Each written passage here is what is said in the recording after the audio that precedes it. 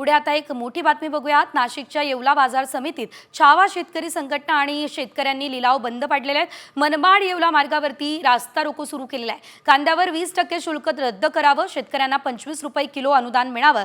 नाफेड आणि एनएफसीसीने प्रोड्युसर कंपनीच्या माध्यमातून शेतकऱ्यांनी कांदा खरेदी भ्रष्टाचार झाला त्याची चौकशी करावी अशी मागणी आहे। तर अशा विविध मागण्यांसाठी रास्ता रोको आंदोलन सध्या केलं जात असल्याचं आपण बघतोय।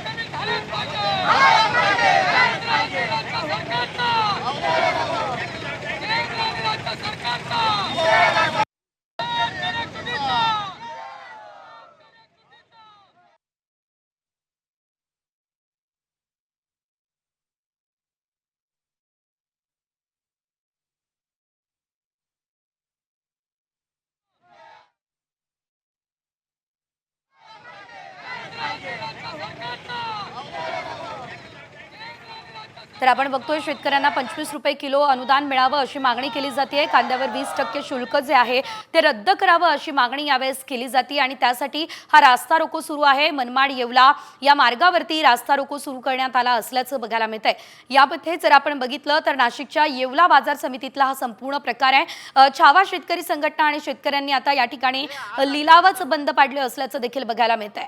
सध्या जर आपण बघितलं तर नाफेड आणि एनएफसीसीने पूर्वी कांद्याचे 5 ते 6 हजार रुपये भाव होते आणि गेल्या 10 दिवसापासून अचानक आज कमीत कमी 500 रुपये कांदा विकतोय आणि जास्तीत जास्त 1700 रुपये म्हणजे 2000 रुपयाच्या आत कांदा आलाय।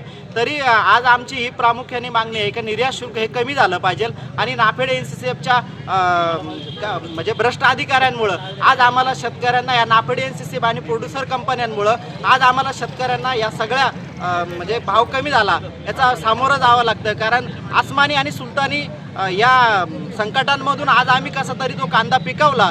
प्रति एकरी आम्हाला 70 ते 75 हजार रुपये खर्च येतो, कारण हा पावसाळ्यातला कांदा असतो। कारण तो उन्हाळी कांदा जो असतो त्याला खर्च कमी येतो, या कांद्याला खर्च जास्त येत असल्यामुळं तो एकरी कमीत कमी 35-40 कधी कधी 10 क्विंटल पण एकरी कांदा निघतो। तरी पण आज आमची प्रामुख्याने मागणी आहे निर्यात शुल्क कमी करावं शासनाने तात्काळ। ज्या पद्धतीत तुम्ही रात्रीतून निर्यात बंदी करता तसं तुम्ही आज तात्काळ तुम्ही रात्रीतून निर्यात शुल्क कमी का करू शकत नाही, हे आमची प्रामुख्याने केंद्र व राज्य सरकारला मागणी आहे। आज